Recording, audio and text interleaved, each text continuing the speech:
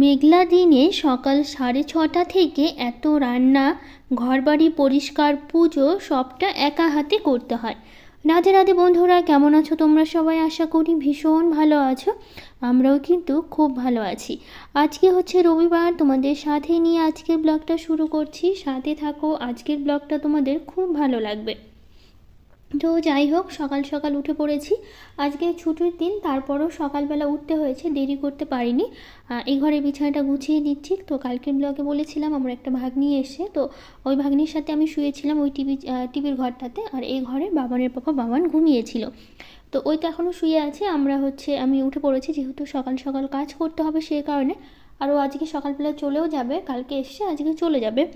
তো আজকে সকাল সকাল ওঠার কারণ হচ্ছে বাবানের পাপার আজকে ভোটের ট্রেনিং আছে, যেহেতু প্রতি বছর বাবানের পাপার ভোটের ডিউটি পড়ে। তো সেই কারণে ট্রেনিং আছে, আজকে একটা ট্রেনিং আছে আর একটা পড়বে। তো তখন বোঝা যাবে যে ওর কোথায় ভোটের ডিউটি পড়েছে, লাস্ট ট্রেনিংয়ের দিন।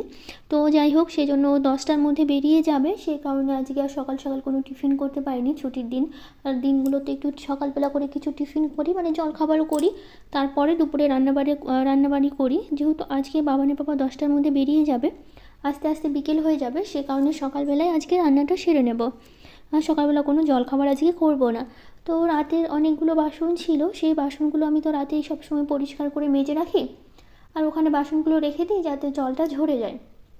আর সকালবেলা আমি কখনো এঁঠো বাসন রাখি না, রাত্রেবেলায় সবসময় পরিষ্কার করে রাখি। এমনিতেও এঁঠো বাসন রাখতে হয় না সবসময়, এঁঠো বাসন রাত্রেবেলা পরিষ্কার করেই রাখতে হয়। রান্নাঘরটা আমি সবসময় পরিষ্কার করেই রাখি রাত্রেবেলা করে, রান্না খাওয়া সব কিছু হয়ে যায় তারপরে। তো সেই বাসনগুলো এখন একটু ধীরে ধীরে গুছিয়ে নিচ্ছি। সকালবেলা বলতে গেলে কালকে রাত্রেবেলা তো আমি লুচি, তারপরে সিমাই ডাল করেছিলাম, সেগুলোই থেকে গেছে। লুচি বেশি ছিল না, কয়েকটাই করেছিলাম, সেগুলোই থেকে গেছে। তো সেই কারণে সেগুলো সকালবেলা একটু একটু খাওয়া হয়েছে। বাবান তো ওগুলোই খেয়েছে সকালবেলা, লুচি দিয়ে, ডাল দিয়ে, সিমাই দিয়ে। সকালবেলা ওগুলোই একটু একটু করে আমরা খেয়েছি। ছিল দেখে আর সেরকমভাবে টিফিনও করা হয়নি। আর তোমাদের তো বললামই আজকে বাবানের বেরোবে, সে কারণে। তো একটা ইলিশ মাছ এখন কেটে নিচ্ছি। ডিপে রেখে দিয়েছিলাম, একদম ঠান্ডা হয়ে আছে, অনেকক্ষণ তো বের করে ভিজিয়ে নিয়েছিলাম, তারপর এখন কেটে পরিষ্কার করে নিয়েছি। অনেক দিন, মানে ইলিশ মাছ বোধহয় আমি সেরকমভাবে কাটা হয় না, তার মধ্যে ইলিশ মাছ অনেক দিন পরই খাওয়া হচ্ছে আজকে। তো প্রথমে ভালো করে আঁশটা ছুটিয়ে নিলাম। ছুটিয়ে নেওয়ার পর তো মাছটা একটু ছোটো ছোটো করে পিস করবো, যেহেতু বাড়িতে অনেক লোক আছে, আমার দেওর আসবে, যা আসবে, তারপরে শ্বশুরবাড়িতে পাঠাতে হবে। তারপরে আমরা যেহেতু সবাই আছি, তো সেই জন্য একটু ছোটো ছোটো করে পিসগুলো করতে হবে, বড় পিস করতে পারবো না। তো প্রথমে মাছটা ভালো করে আমি আঁশটা ছাড়িয়ে নিলাম, নিয়ে তারপর এখন কেটে নিচ্ছি। বেশিরভাগ মাছ কাটা হয় না, আমি মাছটা সেরকমভাবে কাটতেও পারি না সত্যি বলতে। তো সেই জন্য একটু অসুবিধাই হয় মাছ কাটতে। তো ছোটো ছোটো পিস করতে হচ্ছে, যেহেতু মানুষ অনেকগুলো, তো সেই কারণেই ছোটো ছোটো পিসগুলো করতে হয়েছে। তো এইদিকে মাছ কাটা হয়ে যাওয়ার পর তারপর ধুয়ে পরিষ্কার করে নেবো এগুলো সব কিছু। তারপর স্নান করে রান্নাটা বসাবো। তো এইদিকে মাছটা কেটে আমি ধুয়ে নিয়েছি, একদম পরিষ্কার করে নিয়েছি। ভেবেছিলাম স্নান করে নেব, কিন্তু স্নান করে পুজোটা করব। তারপরে আমার মনে হলো থাক, পরে স্নান পুজোটা যে করব, সকালবেলা করব না, একটু দেরি করে উঠেছি। ওঠার পরে সকালবেলা একটু কাজকর্ম ছিল, তারপর রান্নাবাড়ি একটু ভাবলাম তাড়াতাড়ি সেরে নিই, রান্নাটা হয়ে থাকলে কাজটা এগিয়ে থাকবে। সেই কারণে আজকে আর সকালবেলা স্নান করা হয়নি, ভেবেছি আজকে দুপুরবেলা স্নান টান করবো। বাবান বাবা বেরিয়ে যাবে, তারপরে স্নান করব। তো আজকে বিকেলবেলা আমার যা দেওয়ার এসেছিলো ওর মেয়েকে নিয়ে, তো রাতেও বেলা ছিল, মা বাবা এসেছিলো বিকেলবেলা। বেশিক্ষণ ছিল না, 2 ঘন্টার মতো ছিল। মা বাবা এসে থেকে তো ওদেরকে ওই যে কালকে আটাটা আমি মেখেছিলাম রাত্রেবেলা, বেশি করে লুচি বানিয়েছিলাম, তো সেটার ভিডিও করা হয়নি, থেকে তোমাদের সাথে শেয়ার করা হয়নি। তো লুচি, সিমাই আর ডাল দিয়ে মা বাবাকে দিয়েছিলাম খেতে। ভাতের কথা বলেছিলাম, তো ওরা খায়নি, কেউ ভাত খায়নি। মা বাবা এসেছিলো, তো ওদের ওই লুচি, ডাল আর সিমাই দিয়েছিলাম। লুচিগুলো গরম গরম ভেজেছিলাম, কালকে আটা একটু বেশি করে মাখা ছিল, রাতে যেরকম লাগবে সেরকমভাবে লুচি ভেজেছিলাম, আর একটু আটা রেখে দিয়েছিলাম, মানে থেকে গেছিলো, ওটাই ভেজে ওদেরকে দিয়েছিলাম। বিকেলবেলা এসেছিলো, 2 ঘন্টা থেকে মা বাবা চলে যায়। তো যাই হোক, এইদিকে আমি মাছগুলো কিছুটা ভেজে তুলে নিলাম, এখন বাকিগুলো ভেজে তুলে নিচ্ছি। তো মাছের মাথা দিয়ে কচু শাক রান্না করব, সেই কারণে মানে ইচ্ছে করছিল কচুর শাক খেতে মাছের মাথা দিয়ে, মানে ইলিশ মাছের মাথা দিয়ে তো কচুর শাক খেতে বেশ ভালো লাগে। সেই কারণে তো ইলিশ মাছ রান্না করলে গোটা বাড়িতে, মানে অনেক দূর থেকেও মনে হয় যেন বোঝা যায়, গন্ধটা এত সুন্দর আসে। তো এইদিকে আমি মশলাটা দিয়ে দিলাম। মশলা বলতে এখানে আছে সর্ষে, পোস্ত আর কাজু দিয়েছি, আর একটু চারমগজ দিয়েছি, এগুলো একসাথে আমি পেস্ট করে নিয়েছি, আর কাঁচা লঙ্কা দিয়ে একসাথে পেস্ট করে নিয়ে তারপর হচ্ছে মশলাটা কষিয়ে নিচ্ছে। এইদিকে বাবানের পর হাতে প্লাস্টিক বেঁধে কচু কেটে দিচ্ছে আমাকে। আর ওইদিকে আমি কয়েকটা লাল ডাঁটা শাক তুলে নিচ্ছি, যেহেতু আমি লাল ডাঁটা শাক রান্না করব সেই কারণে এখান থেকে কয়েকটা শাক তুলে নিচ্ছি। আর আমার হাত খুব চুলকায়, তো বাবানের বাবা বললো যে আমি কেটে দিচ্ছি, তোমাকে কাটতে হবে না। ওই কেটে একদম ধুয়ে পরিষ্কার করে দিয়েছি। তো যাই হোক, এদিকে আমি মশলাটা ভালো করে কষিয়ে নিচ্ছি। তো শাকগুলো এখন ভালো করে আমি ধুয়ে পরিষ্কার করে নিয়েছি, এখন কেটে নিচ্ছি। আজকে রান্না করব মাছের ঝোল করব, কচুর শাক করব, আর করব হচ্ছে ডাঁটা শাক।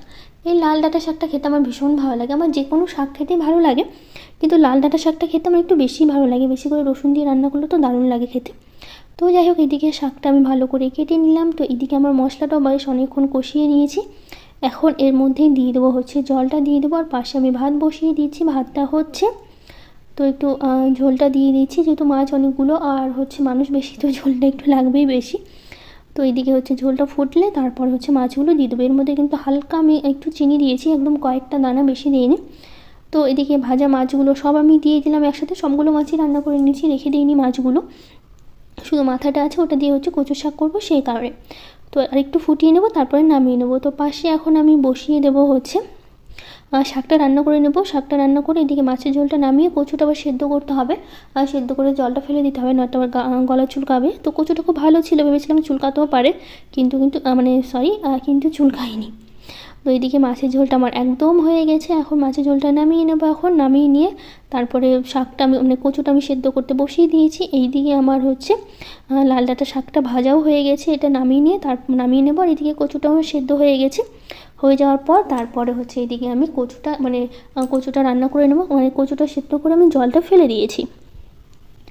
তো এদিকে আমি সেদ্ধ করা কচুটা দিচ্ছি, এর মধ্যে আমি দেবো লবণ হলুদ। লবণ দিয়ে যেহেতু আমি সেদ্ধ করে নিয়েছি, সে কারণে অল্প করে লবণ দেবো। আর দিয়েছি সেদ্ধ ছোলাগুলো সেদ্ধ করাই ছিল আমার কাছে, ফ্রিজে অনেকটা রাখা আছে। যেহেতু আমি ছোলা সেদ্ধ খাওয়া হয়, সে কারণে হচ্ছে ছোলাটা আমি কিছুটা সেদ্ধ করে রেখে দিয়েছিলাম। তো সেখান থেকে কিছুটা সেদ্ধ ছোলা দিলাম, আর দিলাম এই যে কচুটা দিলাম, মাছের মাথাটা দিলাম কচুর মধ্যে।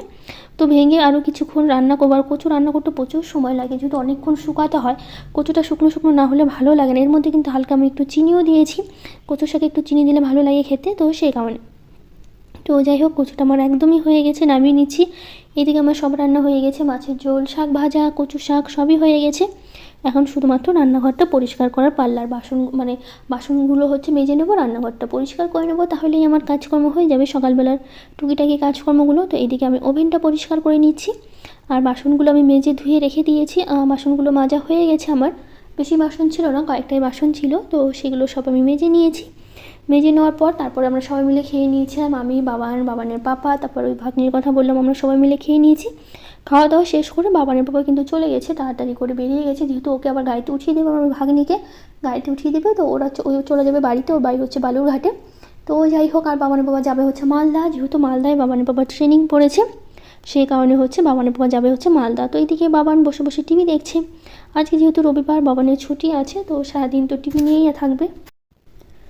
সকালবেলা পড়তে বসেছিল, এখন টিভি দেখছে, পরে দুপুরবেলা স্নান টান করে নেবে। তো যেহেতু আমার স্নান হয়নি এখনও, এদিকে ঘর বাড়িগুলো ঝাড় দিচ্ছি, মানে সকালবেলা তো একবার বাসি ঘরগুলো ঝাড় দিয়েছি, আবার এই টাইমে ঘর বাড়িগুলো ঝাড় দিলে বেশ পরিষ্কার থাকে ঘর বাড়িগুলো, সেই কারণে হচ্ছে এই টাইমে একবার ঝাড় দিয়ে নিচ্ছি। তো ঝাড় দেওয়া শেষ করে এদিকে সোফাটা একটু গুছিয়ে নেবো, নিয়ে তারপরে যাবো হচ্ছে স্নান করতে। আর এই ঝাড় দেওয়ার পর হচ্ছে টেবিলটা মুছতে হয়, যেহেতু ঝাড় দেওয়ার সময় যত ধুলো আছে না, সব টেবিলের উপরে এসে পড়ে। মনে হয় কাচের জিনিস তো, আর কালো কালারে সাদা সাদা একদম ধুলো পড়ে থাকে, মনে হয় যেন কতদিন পরিষ্কার করি না।